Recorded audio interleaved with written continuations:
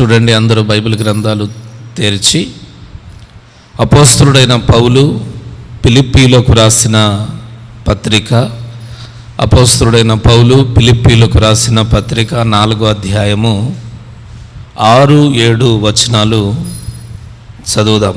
6-7 వచనాలు.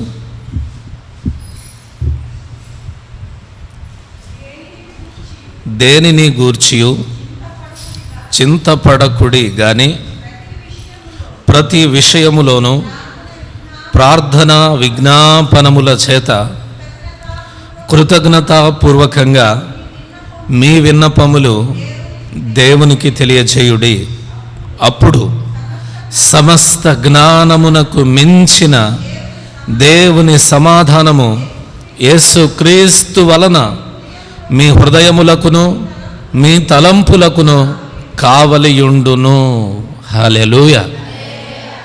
ఈ ఫిలిప్పీ పత్రిక 4-6-7 వచనాలు మనం చదివాం కదా. ఈ 2 వచనాలు లింక్ అయి ఉన్నటువంటి వచనాలుగా ఉన్నాయి. చూడండి, 6వ వచనంలో పౌలు గారు ఏమంటారంటే, దేనిని గూర్చి మీరు చింతపడవద్దు, ప్రతి విషయాన్ని ప్రార్థన చేత విజ్ఞాపన చేత కృతజ్ఞతాపూర్వకంగా దేవునికి తెలియచేయండి. అప్పుడేమైందంటే సమస్త జ్ఞానానికి మించిన, అంటే ఈ భూమి మీదనున్న జ్ఞానానికి, ఈ భూమి మీదనున్న బలానికి మించిన దేవుని సమాధానము యేసుక్రీస్తు నుండి మీ హృదయాలకు మీ తలంపులకు కావలి ఉంటుంది అని పౌలు గారు ఫిలిప్పీ పత్రికతో ఒక చక్కటి సందేశాన్ని పంచుకుంటూ ఉన్నారు. ఈ చక్కటి మాటలను బట్టి దేవునికి మహిమ కలుగును గాక. ఎవరికి దేవుని కాపుదల కంచె కావాలి, ఎవరికి యేసుక్రీస్తు కలుగజేయు సమాధానము కావలిగా ఉండాలి, ఎవరు ఇట్టి విధమైన రక్షణ భాగ్యాన్ని కోరుకుంటున్నారు అని అడిగాను అనుకోండి, అందరికీ ఆశే కదా. అందరూ నాకు కావాలని ఖచ్చితంగా చెప్పేటటువంటి మాట ఇది. మనం ప్రార్థన చేస్తుంది దేవుని కంచె మన చుట్టూ ఉండాలని, ప్రభువును ఘనపరుస్తుంది దేవుని దీవెన మన మీద నిలవాలని, ప్రభు దగ్గర కన్నీళ్లు కాలుస్తుంది ప్రభు మహిమ మన చుట్టూ బలంగా నిలవాలని, టోటల్గా దేవుడు మనల్ని విడిచిపెట్టకుండా మన చుట్టూ తన దూతల నుంచి దేవుడు మన మీద నిలిచి ప్రతి క్షణం మనలను బలపరచాలని, అటువంటి దృక్పథముతో ఆశతో మనం దేవుని దగ్గర ప్రార్థన చేస్తూ ఉన్నాం. కాబట్టి ఆశగల మన ప్రాణాలన్నిటినీ మన ప్రభు అయిన దేవుడు తృప్తిపరచునుగాక. హల్లెలూయా. ఎవరెవరైతే దేవుని కాపుదలను కోరుకుంటున్నారో, మీరు కోరుకుంటున్నట్టే దేవుని కాపుదల మీ మీద నిలుచునుగాక. ఎవరెవరైతే దేవుడిచ్చు సమాధానాన్ని కోరుకుంటున్నారో అలాగుననే మీరు కోరుకుంటున్నట్టే దేవుడిచ్చు సమాధానం మీ మీద నిలుచునుగాక. ఎవరెవరైతే దేవుని కంచె కోరుకుంటున్నారో మీ చుట్టూ దేవుని యొక్క కంచె ఎల్లప్పుడూ నిలుచునుగాక, మీకు మహిమ తోడుగా ఉండునుగాక.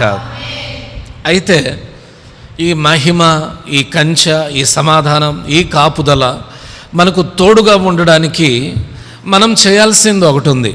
అదేమిటంటే కృతజ్ఞత కలిగి ఉండడం అంట.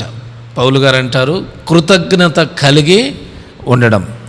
మన ప్రార్థన విజ్ఞాపనలన్నీ, మన అవసరాలన్నీ, మన అక్కర్లన్నీ, మనకు కావలసిన వాటన్నిటినీ ప్రార్థన చేత విజ్ఞాపన చేత కృతజ్ఞతాపూర్వకంగా దేవునికి తెలియచేయడం అంటే కృతజ్ఞత కలిగి ఉండడం. దేవునికి స్తోత్రం.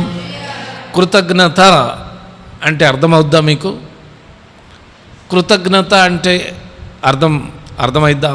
ఆ పదం యొక్క మీనింగ్ ఏంటో తెలుసా?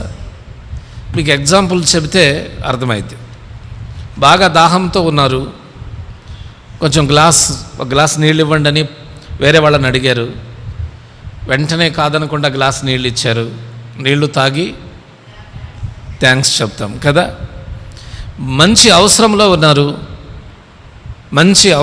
ఉన్నారు, కంపల్సరీ ఆ అవసరం తీర్చబడాల్సినటువంటి పరిస్థితి ఉంది. కానీ నీ దగ్గర డబ్బు కొరతనో లేకపోతే ఇంకోటి కొరతనో ఉంది, వేరే వారి మీద ఆధారపడ్డారు. సమయానికి అతడు సహాయం చేశాడు. అతనికి ఏం చెప్తాం మనం? థ్యాంక్స్. మనుష్యులమైన మనం ఇతరుల నుండి సహాయం పొందుకున్నప్పుడు సహాయము చేసిన వ్యక్తికి థ్యాంక్స్, లేకపోతే వందనాలు, లేకపోతే ధన్యవాదాలు. థ్యాంక్స్ అంటే ఇంగ్లీష్లో కృతజ్ఞతలండి, ధన్యవాదాలండి అంటే తెలుగులో. దీనినే కృతజ్ఞత కలిగి ఉండడం. అప్పుడు ఆ మనిషికి ఎలా ఉంటుందంటే, అరే నీళ్ళు ఇచ్చినందుకు థ్యాంక్స్ చెప్పాడురా, దేవునికి మహిమ కలుగునుగాక. సహాయం చేసినందుకు థ్యాంక్స్ చెప్పాడురా అనేటటువంటి భావన సహాయము చేసిన వ్యక్తిలో ఉంటుంది. అదే అతడు మనకు సహాయం చేసిన అతనికి మనం థ్యాంక్స్ చెప్పలేదనుకోండి, అతడు మనకు మేలు చేసిన అతనికి మనం థ్యాంక్స్ చెప్పలేదనుకోండి, అతనిలో ఇంత మేలు చేశాను కనీసం ఒక్క థ్యాంక్స్ కూడా చెప్పలేదని ఒకవేళ బయట చెప్పకపోయినా హృదయంలో ఉంటుంది కదండి, హృదయంలో ఉంటుంది. కాబట్టి మనుష్యులమైన మనం తోటి మనుష్యులతో ఎలా వ్యవహరిస్తామో అంతకంటే అధికంగా దేవుని యెడల మనం కృతజ్ఞులమై ఉండాలి. ఈ సమయానికి, ఈ దినమున, ఇదిగో ఈ సాయంకాలమున ఆయన సన్నిధిలో వాక్యం వినేదానికి ఇప్పటి వరకు మనలను సజీవులుగా ఉంచిన దేవునికి 2 చేతులు ఎత్తి స్తోత్రం చెప్దాం. హల్లెలూయా. ఇప్పటి వరకు దేవుడు తినడానికి తిండి, కట్టుకోవడానికి బట్టలు, జీవించడానికి ఆరోగ్యము, అలాగుననే సమాధానకరమైన జీవితము, ధైర్యముతో కూడినటువంటి జీవితము, ఇవన్నీ మనకు దయచేసినందుకు 2 చేతులు ఎత్తి దేవునికి స్తోత్రం చెప్దాం. అయిపోయిందా? దేవుని రుణం తీరిపోయిందా? మన బాధ్యత తీరిపోయిందా? ఇలాగున మన బ్రతుకు దినాలన్నీ ఆయనకు కృతజ్ఞతలు చెబుతూ చెబుతూ చెబుతూ చెబుతూ చెబుతూ ఉన్న ఆయన రుణాన్ని తీర్చలేం. మన బ్రతుకు దినాలన్నీ, చిన్న ఎగ్జాంపుల్ చెప్తాను చూడండి. ఇప్పటి వరకు మనలను బ్రతికించిన దేవునికి 2 చేతులు ఎత్తి కృతజ్ఞతలు చెప్పాం కదా. పడుకుంటాం, తినేసి పడుకుంటాం, ఇంటికి వెళ్ళి రాత్రంతా కాచి కాపాడుతాడు దేవుడు. ఉదయాన్నే లేచి మరలా, ప్రభువా ఈ మంచి దినాన్ని మాకు ఇచ్చినందుకు నీకు హల్లెలూయా.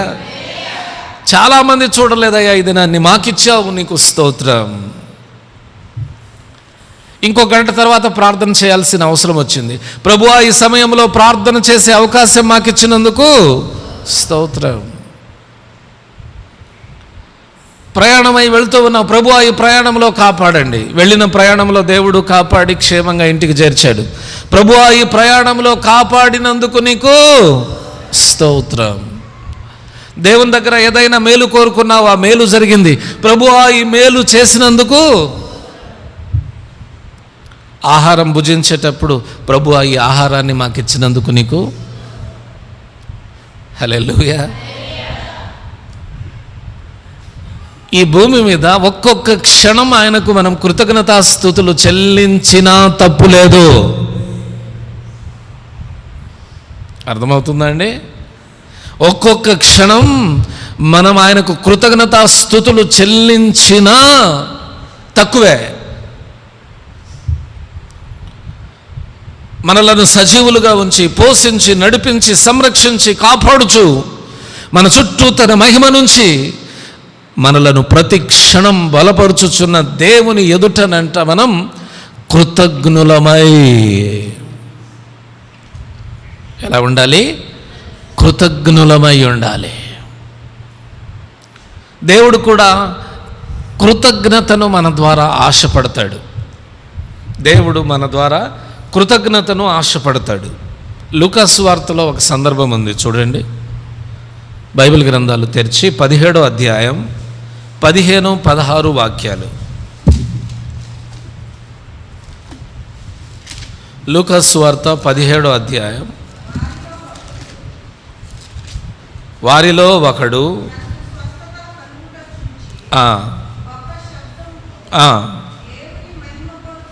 ఓకే చెల్లించుచు ఆయన పాదముల యొద్ద సాగిలపడెను. వాడు సమరయుడు. ఈ సందర్భం ఏమిటో చూడండి, 11వ వాక్యం నుండి. ఆయన యెరూషలేమునకు ప్రయాణమైపోవచ్చు సమరయ గలిలయ మధ్యగా వెళ్ళుచుండెను. ఆయన ఒక గ్రామంలోనికి వెళ్ళుచుండగా 10 మంది కుష్ఠరోగులు ఆయనకు ఎదురుగా వచ్చి దూరమున నిలిచి, యేసు ప్రభువా, మమ్మల్ని కరుణించుమని కేకలు వేసిరి. ఆయన వారిని చూచి, మీరు వెళ్ళి మిమ్మును యాజకులకు కనపరుచుకొనుడని వారితో చెప్పెను. వారు వెళ్ళుచుండగా శుద్ధులైరి. స్తోత్రం చెప్దామా? యేసు ప్రభు వారు యెరూషలేమునకు ప్రయాణమైపోతున్నారు. అటు సమరయ ఇటు గలిలయ మధ్య ప్రాంతములో మధ్య గుండా ఆయన ప్రయాణము చేస్తూ ఉన్నాడు. ఆయన అలా ప్రయాణము చేస్తూ ముందుకు సాగుతుండగా ఒక గ్రామంలోనికి వెళ్ళేసరికి, దాదాపు ఒక గ్రామంలోనికి వెళ్ళుతుండగా అని రాయబడి ఉన్నది. అంటే ఎంట్రన్స్లో, గ్రామపు ఎంట్రన్స్లో కుష్ఠరోగులు ఎక్కడ ఉంటారు? ఊరి బయట ఉంటారు. వారికి ఒక సత్రం లాంటిది ఉంటుంది, ఆ సత్రంలో వాళ్ళు ఉంటారు, ఊరి బయట ఉంటారు.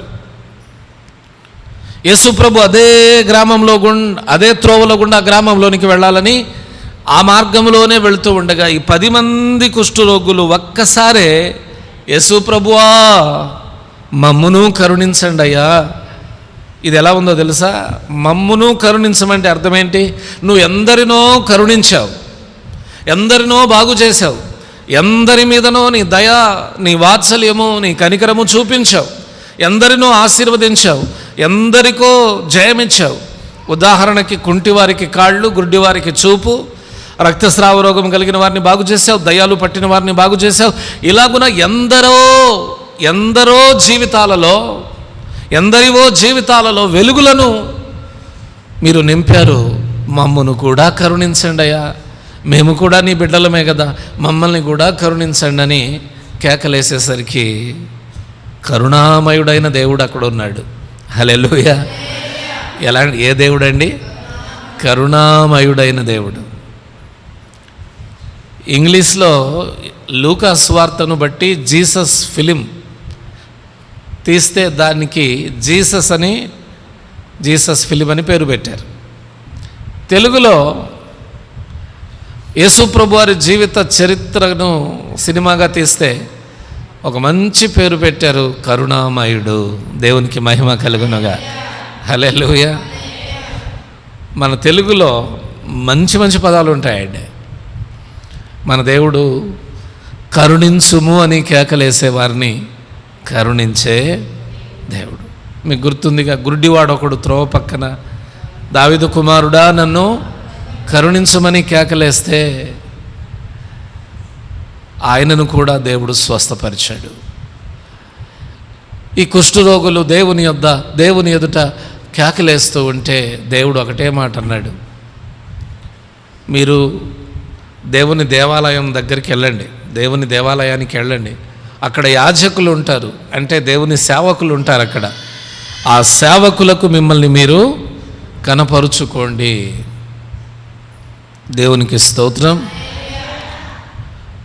వీళ్ళేమన్నారు? మమ్మల్ని కరుణించము, స్వస్థపరచుమని చెప్పారు. యేసు ప్రభు వారు ఏమంటున్నారు? మీరు వెళ్ళి యాజకులకు మీ దేహాలను కనపరుచుకోండి.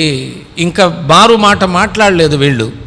యేసు ప్రభు వారు చెప్పినట్టే దేవుని సేవకుని దగ్గరకు, లేకపోతే దేవుని మందిరం దగ్గరికి వెళుతూ ఉన్నారు. వీరు వెళుతూ ఉండగానే మార్గం మధ్యలోనే వీరి శరీరంలో ఉన్న కుష్ఠరోగమంతా తొలగిపోయిందంట. 10 మంది బాగుపడ్డారు. 2 చేతులు. హల్లెలూయా! 10 మందికి విడుదల కలిగింది. అందరూ దేవుని దయలో స్వస్థత పొందారు. వారి కాళ్లను, వేళ్లను, శరీరాన్ని చూసుకుంటున్నారు. అద్భుతం, అద్భుతం. యేసు ప్రభు వచ్చి వారి మీద చేతులు ఉంచలేదు, ఒక్కొక్కరి మీద టచ్ అని చెప్పలేదు. ఏమండి, ఇప్పుడు ఈ గొడవలు ఎక్కువైపోతున్నాయి. ఇలాగున ఇంకా వేరే ప్రయోగాలు ఏమీ చేయలేదు. జస్ట్ మీరు వెళ్ళి మీ దేహాలను యాజకులకు కనపరుచుకోండి అని యేసు ప్రభు వారు చెప్పాడు. వెంటనే వెళ్ళిపోయారు. వెళుతూ ఉండగానే స్వస్థత. ఇక్కడ మనం గ్రహించాల్సింది ఏంటంటే, యేసు చెప్పినట్టు మనం చేస్తేనే మనకు విజయం, యేసయ్య చెప్పినట్టు మనం చేస్తేనే మనకు ఆనందం, యేసయ్య చెప్పినట్టు మనం చేస్తేనే మనకు జయం. యేసు తన మార్గము గుండా మనం ప్రయాణించేటప్పుడు మన కొరకు ముందు విజయాన్ని, ఆనందాన్ని, ఆశీర్వాదాన్ని సిద్ధము చేసి ఉంచుతాడు. ఈ విషయాన్ని గుర్తుపెట్టుకోండి. ఆయనను విడిచిపెట్టి, ఆయనకు దూరమై, ఆయన వాక్యానికి పెడచెవి పెట్టి ఏదియూ ఈ భూమి మీద మనము సాధించలేము. మొత్తానికి 10 మంది విడుదల పొందితే వారిలో ఒకడు రిటర్న్ వచ్చాడు. వారిలో ఒకడు రిటర్న్ వచ్చి దేవుని ముందు సాగిలపడి, ప్రభువా, అంధకారమయమై ఉన్న నా జీవితాన్ని బాగు చేసినందుకు నీకు స్తోత్రమయ్యా అని చెప్పాడు. అర్థమవుతుందండి? అంధకారమయమై కుష్ఠరోగముతో ఊరి బయట బ్రతుకుతున్న నన్ను, కుటుంబానికి, భార్యా పిల్లలకు, లేకపోతే తల్లిదండ్రులకు, అయిన వాళ్లకు దూరంగా బ్రతుకుతున్న నా జీవితంలో ఈ గొప్ప కార్యము మీరు చేసినందుకు నీకు స్తోత్రమని కృతజ్ఞతాపూర్వకంగా దేవుని ముందు సాగిలపడి నమస్కారము చేసి దేవునికి స్తోత్రాలు చెల్లించాడట. దేవునికి స్తోత్రం. వచ్చిన వాడెవడు? యోధుడు కాదు, ఒక అన్యుడు, ఒక సమరయుడు. మిగతా వాళ్ళందరూ ఎక్కడా అని అడుగుతూ ఉన్నాడు దేవుడు. మీరు 10 మంది కదా, మిగతా 9 మంది ఎక్కడయ్యా? మిగతా 9 మంది ఎక్కడా? ఈ అన్యుడు తప్ప దేవుణ్ణి మహిమపరచుటకు తిరిగి వచ్చిన వాడెవడునూ అగపడలేదా అని చెప్పి, నీవు లేచిపోము, నీ విశ్వాసము నిన్ను స్వస్థపరచునని వానితో చెప్పాను. ఈ అన్యజనునిలో, ఈ సమరయునిలో కృతజ్ఞతా భావాన్ని మనం చూస్తున్నాం. అతను వచ్చాడు, కృతజ్ఞతలు చెప్పాడు. దేవుడు, నీ విశ్వాసం నిన్ను బాగు చేసింది, నువ్వు వెళ్ళు నాయన అని చెప్పేశాడు. కానీ మిగతా 9 మంది ఎక్కడా? వాళ్ళు కూడా నీలాగా వచ్చి కృతజ్ఞతలు చెప్పొచ్చుగా. ఆ మాటకు అర్థం అదేనండి. మిగతా వాళ్ళు ఎక్కడా? వాళ్ళు కూడా వచ్చి కృతజ్ఞతలు చెప్పొచ్చుగా. దీనికి అర్థం ఏంటో చెప్పనా? దేవుడు ప్రతి సమయమున మన ద్వారా కృతజ్ఞతను ఆశిస్తాడు. మనమే మర్చిపోతూ ఉంటాం దేవుడు చేసిన మేళ్లను, దేవుడు చేసిన ఉపకారాలను మనం మర్చిపోయి ఉంటాం. దేవుడు మన జీవితంలో చిన్నదైనా పెద్దదైనా ఏదైనా ఒక కార్యము చేసినప్పుడు ఆయనకే మహిమ కలుగునుగాక. ఆయనకు కృతజ్ఞతలు చెప్పాలి. కృతజ్ఞతలు చెప్పే జీవితం మనం అలవరుచుకోవాలి.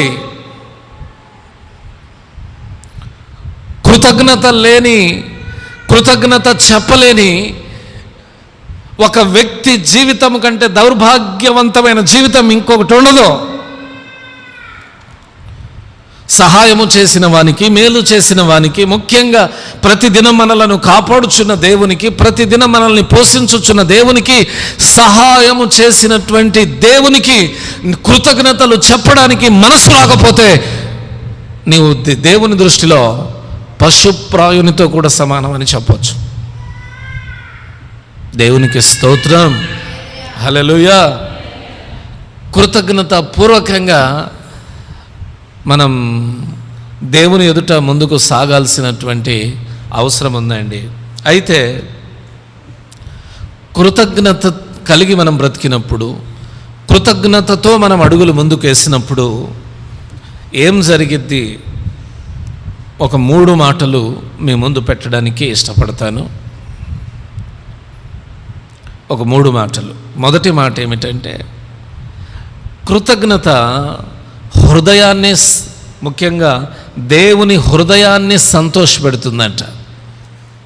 అలాగుననే మనం ఎవరికి కృతజ్ఞత చెప్తామో ఆ మనిషికి కూడా సంతోషాన్ని కలిగిస్తుంది. మనకు హెల్ప్ చేసింది ఎవరైనా వారికి కృతజ్ఞతలు చెప్పాలి. మనల్ని ప్రతిక్షణం కాపాడుచున్న దేవునికి కృతజ్ఞతలు చెప్పాలి. మనుష్యులకు కృతజ్ఞతలు చెప్పొచ్చు, దేవునికి కూడా కృతజ్ఞతలు చెప్పొచ్చు. అయితే మనం మనిషికి చెప్పే సంతోషం అతని హృదయానికి సంతోషాన్ని కలిగిస్తుంది. అలాగుననే దేవుడు చేసిన మేళ్లను మర్చిపోకుండా మనం దేవునికి చెప్పేటటువంటి కృతజ్ఞత దేవుని మనస్సును కూడా సంతోషపెడుతుంది. బైబిల్లో దేవుడు బాధపడిన సందర్భాలు కూడా ఉన్నాయి. దేవుడు హృదయంలో నొచ్చుకొన్న సందర్భాలు కూడా ఉన్నాయి. అర్థమవుతుందండి? దేవుడు ఆనందించిన సందర్భాలు కూడా ఉన్నాయి. దేవుడు సంతోషించిన సందర్భాలు కూడా ఉన్నాయి. ఈ 10 మంది కుష్ఠరోగులలో ఒకడు వచ్చి, అయ్యా నన్ను బాగు చేసినందుకు నీకు స్తోత్రమని అతని ముందు సాగిలపడినప్పుడు యేసు ప్రభువారు ఈ హృదయంలో ఎంత ఆనందించి ఉంటారో కదా, ఎంత సంతోషించి ఉంటారో కదా, పర్వాలేదు కృతజ్ఞత చూయించాడు అని. నువ్వు కూడా ఎవరికైనా సహాయం చేస్తే, సహాయం పొందిన వ్యక్తి కృతజ్ఞతలు చెల్లిస్తే నువ్వు కూడా ఆనందిస్తావు కదా. కాబట్టి ఈ సమాజంలో ప్రతి వ్యక్తి కృతజ్ఞత కలిగి ఉంటే, కృతజ్ఞత అనేది ఒకరినొకరు గౌరవించుకోవడంతో కూడా సమానమే. మనకు దేవుడు మేలు చేస్తున్నందుకు కృతజ్ఞతలు చెల్లించి ఆ ప్రభువును గౌరవిస్తున్నాం. మనం ప్రభునామాన్ని ఘనపరిచి గౌరవిస్తున్నాం. హల్లెలూయా. హన్నా జీవితంలో దేవుడు మేళ్ళు చేశాడు. 2వ అధ్యాయం 1వ వచనం చదవండి. 1 సమూయేలు గ్రంథం 2వ అధ్యాయం 1వ వచనాన్ని చదవండి. మరియు హన్నా విజ్ఞాపన చేసి ఇలాగనెను, నా హృదయము యెహోవా యందు సంతోషించుచున్నది,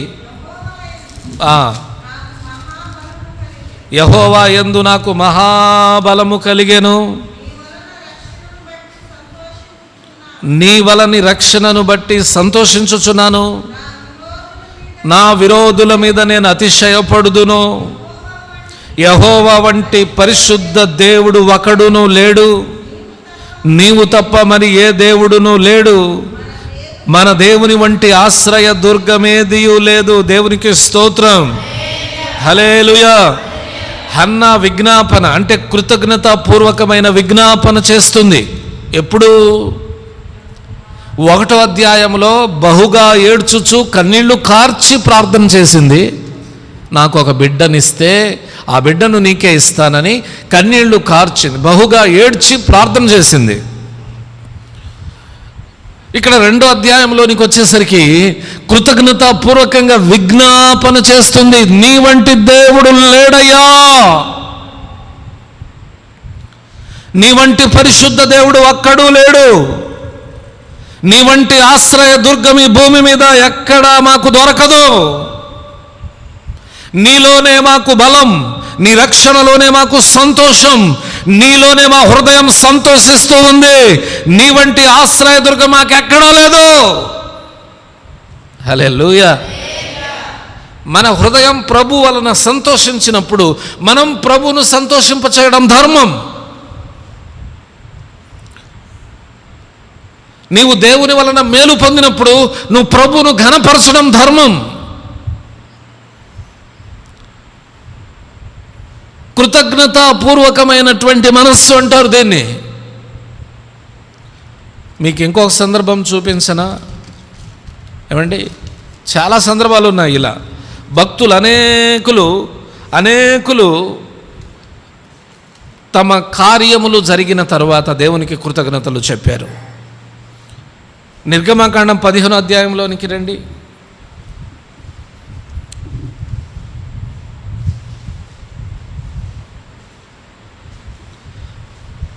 1వ వాక్యం చదవండి. అప్పుడు మోషేయు ఇశ్రాయేలీయులను యెహోవాను గూర్చి ఈ కీర్తన పాడిరి. ఎప్పుడు? ఎర్ర సముద్రాన్ని దాటేసిన తర్వాత. ఎదురొచ్చింది ఎర్ర సముద్రం, ఆ సముద్రాన్ని దాటేశారు. దాటేసిన తర్వాత పాడుతున్నారు. ఏమని పాడుతున్నారు? యెహోవాను గూర్చి మేము గానము చేస్తున్నాం. ఆయన మిగుల అతిశయించి జయించాడు. గుర్రమును దాని రౌతును ఆయన సముద్రములో పడవేసెను. దేవునికి స్తోత్రం.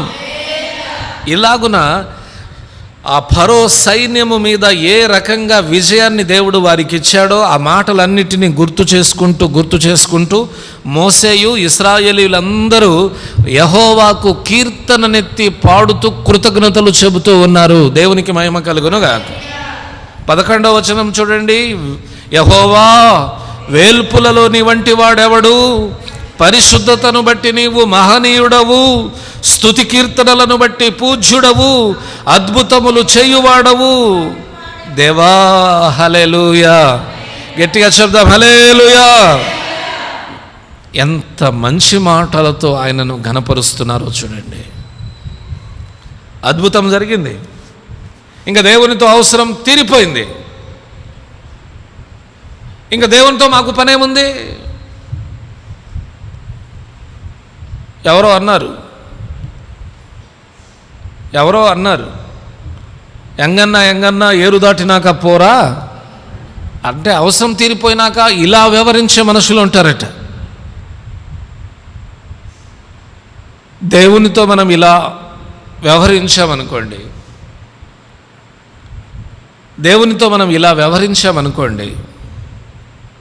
ఇంకొకసారి దేవుడు మన జీవితంలో మేలు చేయడానికి ఇష్టపడతాడా? అందుకనే ప్రతి విషయంలో, ప్రతి చిన్న విషయాల్లో కూడా దేవునికి థ్యాంక్స్ గివింగ్ చెల్లించాలి. మనం కృతజ్ఞతలు చెల్లించాలి. కృతజ్ఞత పూర్వకంగా ప్రభును మహిమపరచాలి. ఎర్ర సముద్రం దాటిన తర్వాత హన్నా తను ఆశించింది పొందుకొనిన తర్వాత ఇంకా బైబిల్ గ్రంథంలో చూయించాలంటే చాలా చాలా చాలా సందర్భాలు ఉన్నాయి. ప్రభు హృదయం ఎంతో సంతోషిస్తుంది. నా బిడ్డ నేను మేలు చేసినందుకు నన్ను మరచిపోకుండా కృతజ్ఞతలు చెబుతుంది. ప్రతిదినం కాపాడుతున్న దేవునికి కృతజ్ఞతలు చెప్పు. ఆరోగ్యం ఇస్తున్న దేవునికి కృతజ్ఞతలు చెప్పు. ఆయుష్నిస్తున్న దేవునికి కృతజ్ఞతలు చెప్పు. తినడానికి తిండినిస్తున్న దేవునికి కృతజ్ఞతలు చెప్పు. కష్టపడేదానికి శరీరంలో ఆరోగ్యం ఇచ్చుచున్న దేవునికి కృతజ్ఞతలు చెప్పు. కష్టపడి సంపాదించిన దాంట్లో కూడా దేవునికిచ్చి కృతజ్ఞతలు చెప్పు. దేవునికి స్తోత్రం. ఇలా అన్నిటిలో ప్రభువా, ఇదిగో నాకింత ఇచ్చావు, ఇదిగో ఇది నీకు కృతజ్ఞతలు, ఈ దినమంతా కాపాడినందుకు నీకు కృతజ్ఞతలు. అన్ని విషయాలలో దేవుని ఎదుట మనం కృతజ్ఞులమై ఉండాలి. అప్పుడు దేవుని హృదయం ఏమవుతుంది? ఆనందిస్తుంది, సంతోషిస్తుంది. కాబట్టి మీరందరూ ఇలాంటి కృతజ్ఞత హృదయము కలిగి ప్రభువును ఎల్లప్పుడూ సంతోషింపజేయుదురుగాక. రెండవ మాట ఏంటంటే, మనం కృతజ్ఞతలు చెల్లించడం వలన మనకు మేలు కలుగుతుంది. మన చింతలన్నీ దూరమయ్యేదానికి అవకాశాలు ఉన్నాయి. ఉదాహరణకి నీకు ఒక చిన్న సమస్య వచ్చి పడింది అనుకుందాం. ఏదైనా చిన్న సమస్యలో మీరు ఉన్నారనుకుందాం. ఆ సమస్య మీకు కొండలాంటిదిగా అనిపించవచ్చు. ఎప్పుడు? అంతకు ముందు నీ జీవితంలో దేవుడు చేసిన మేళ్ళన్నిటినీ నీవు మరచిపోయి ఉన్నప్పుడు అది నీకు కొండలాంటిదే అనిపించవచ్చు. నీవు దేవుని యొద్ద కూర్చొని నీ జీవితంలో ఇలాంటి సమస్యలు వచ్చినప్పుడు మనం చేయాల్సిన పని వినండి. మనకు ఏదైనా సమస్య వచ్చినప్పుడు మనం దేవుని పాదాల దగ్గర కూర్చొని, మనకు గుర్తున్నప్పటి నుండి దేవుడు మన జీవితంలో ఏ పనులు చేసి ఉన్నాడో, ఏ మేళ్ళు చేసి ఉన్నాడో వాటన్నిటినీ గుర్తు చేసుకుంటూ, జ్ఞాపకం చేసుకుంటూ కృతజ్ఞతలు మనం చెల్లిస్తూ వచ్చామనుకోండి, నా జీవితంలో ఎన్ని అద్భుతాలు చేశాడు దేవుడు, ఇదొక లెక్కనా అని అనిపించింది. దేవునికి స్తోత్రం. నిజంగా జరిగిద్ది ఇది. కృతజ్ఞత మన చింతను, మన వేదనను, మన బాధను దూరం చేసి, బాధ కలిగిన సందర్భంలో ధైర్యమునిస్తుంది.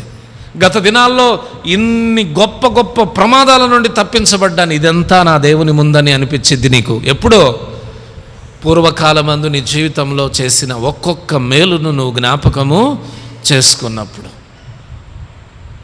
అందుకనే కదా పౌలు గారు అనేది కృతజ్ఞతాపూర్వకంగా దేవునికి చెప్పండి అంటే, కృతజ్ఞత మనలో విశ్వాసాన్ని పెంపొందిస్తుంది, మనలో ఉన్న అపనమ్మకాలను తొలగిస్తుంది, మనలో ఉన్న అవిశ్వాసాన్ని తొలగిస్తుంది. కృతజ్ఞత మనలను దృఢమైన నిశ్చయతతో నిలబెడుతుంది. అందుకని ఒక్కొక్కరు ప్రతి సమయంలో కృతజ్ఞతలు చెప్పాలి. ఈ ప్రార్థనను, ఇటువంటి ప్రార్థనను అలవాటు చేసుకోవాలి. నేనేదో గొప్పతనంగా చెప్పట్లేదు, కానీ నా ప్రతి ప్రార్థనను మీరు గమనించండి, మొదట్లో కృతజ్ఞతలే ఉంటాయి దేవునికి. ఇప్పటి వరకు సజీవంగా ఉంచిన దేవానికి స్తోత్రం, ఇక ముందు కూడా కాపాడండి. అక్కడ వాగ్దానాన్ని కూడా గుర్తు చేసుకుంటాను నేను, ఎందుకంటే దేవుడు ఆనందిస్తాడు. అలాగుననే ఈ కృతజ్ఞత మనకేం చేస్తుందంటే, నిజమే కదా, ఇంతవరకు కాపాడిన దేవుడు ఇక ముందు కూడా కాపాడుతాడు కదా అనేటటువంటి నిశ్చయత కలుగుతుంది. అందుకనే రెండవ మాట ఏమిటంటే, కృతజ్ఞత గల మనస్సు మనలో ఉన్న సందేహాలను, అవిశ్వాసాన్ని దూరము చేస్తుంది. నువ్వు ఏ సమస్యలో ఉన్నావో అది దేవునికి తెలుసు, కానీ ఆ సమస్య కంటే ముందు నువ్వు దేవుని ద్వారా పొందుకున్న మేళ్ళన్నిటినీ జ్ఞాపకం చేసుకున్నప్పుడు, ఎంతో చేశాడు నా జీవితంలో, ఇది కూడా నన్ను దాటిస్తాడనే విశ్వాసం నీలో కలుగుతుంది. దానిని కూడా జయించేస్తావు. దానిని జయించిన తర్వాత నువ్వు మరలా చెప్పు, నన్ను ఈ కష్టం నుండి విడిపించినందుకు నీకు స్తోత్రం.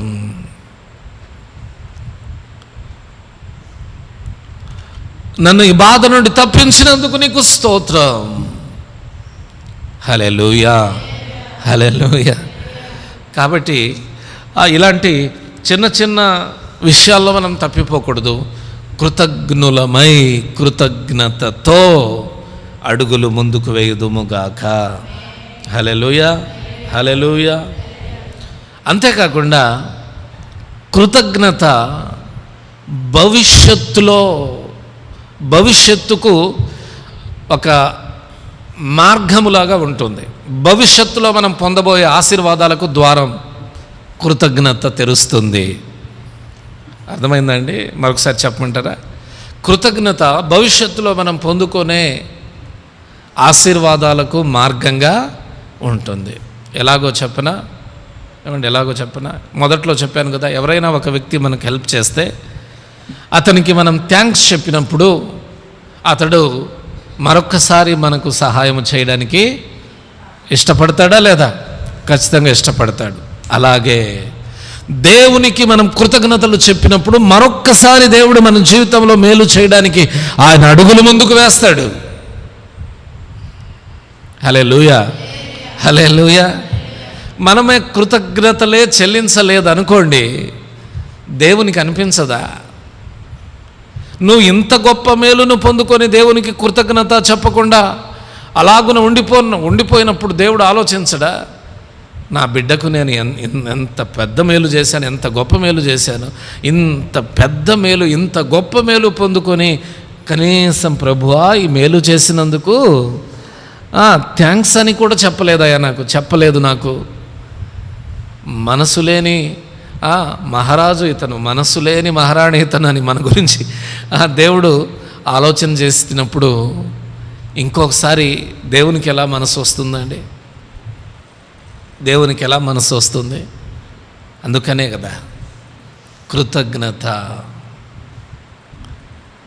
కృతజ్ఞత రేపటి ఆశీర్వాదాలకు మార్గము తెరుస్తుంది. ఏదో పాట ఉంది కదా, కృతజ్ఞత లేని వారు కొలదిగా. పాడండి. కృతజ్ఞత లేని వారు వేల కొలదిగా కూలినను.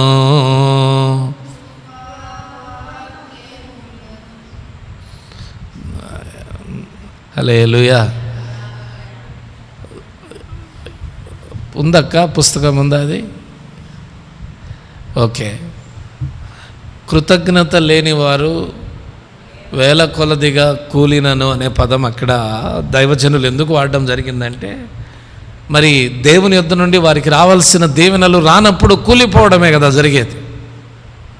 అంతే కదా, అంతే కదండి. కాబట్టి దేవుడు మనకు రోజు సహాయం చేయాలి. దేవునికి మహిమ కలుగును గాక. ఈరోజు నాకు దేవునితో అవసరం లేదని ఏ దినాన్ని గురించి అనుకుందాం.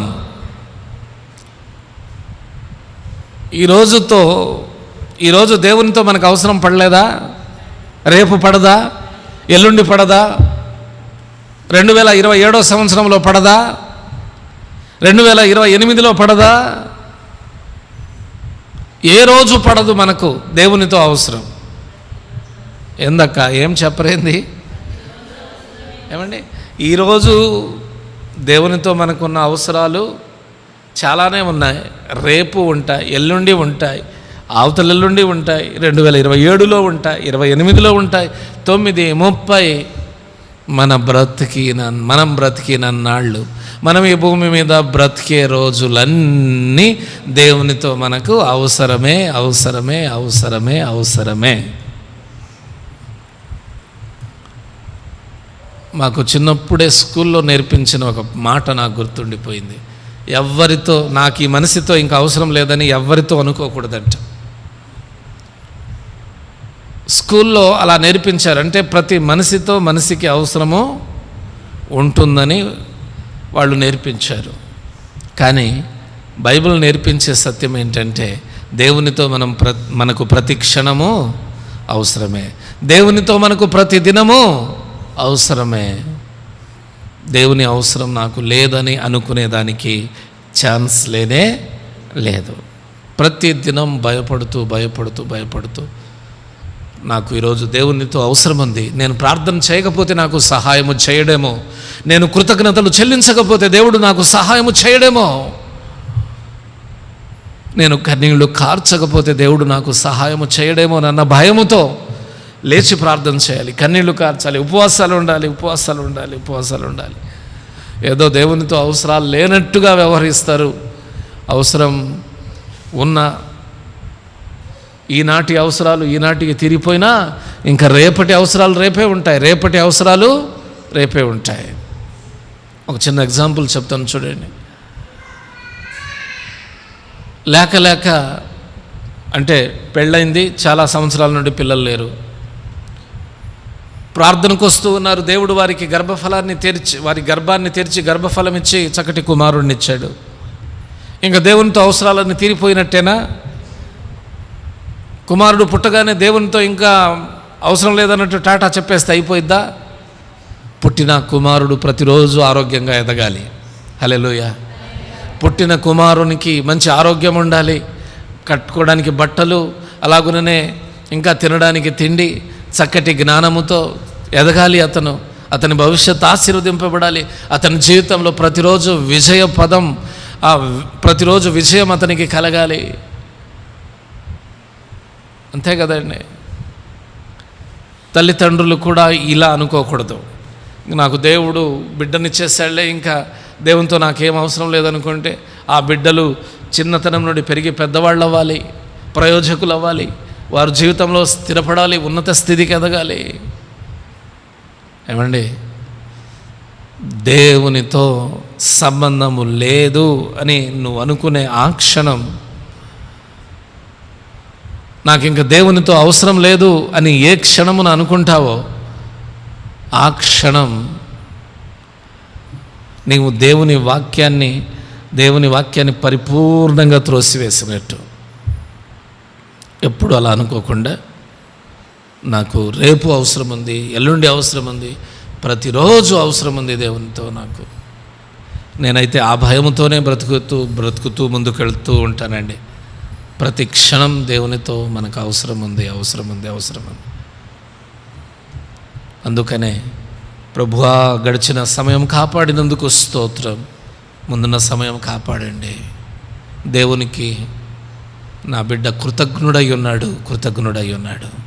గడిచిన దినాల్లో నీవు చేసిన ఉపకారాలకై స్తోత్రం. దేవా నాకు ఇచ్చిన ఈ లాభముకై స్తోత్రం, ఈ మేలుకై స్తోత్రం, ఈ జయముకై స్తోత్రం. స్తోత్రం ప్రభువా, స్తోత్రం. రేపటికి దీవెనలు సిద్ధంగా ఉంచుతాడు దేవుడు. హల్లెలూయా. రేపు నీ తల మీద పరలోకం నుండి దీవెనలు సమృద్ధిగా దిగి వస్తాయి. నువ్వు కృతజ్ఞత లేకుండా ఉంటే దేవుడు కూడా కొంతసేపు ఆగుతాడు. నీలో కృతజ్ఞత కలిగేంత వరకు దేవుడు కూడా ఆగేదానికి అవకాశాలు ఉన్నాయి. అందుకనే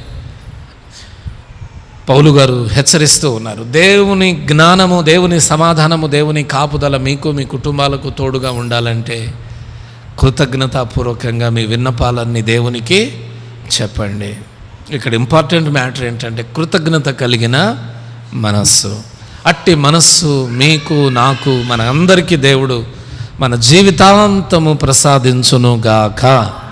హల్లెలూయా, హల్లెలూయా. ప్రార్థన చేద్దాం.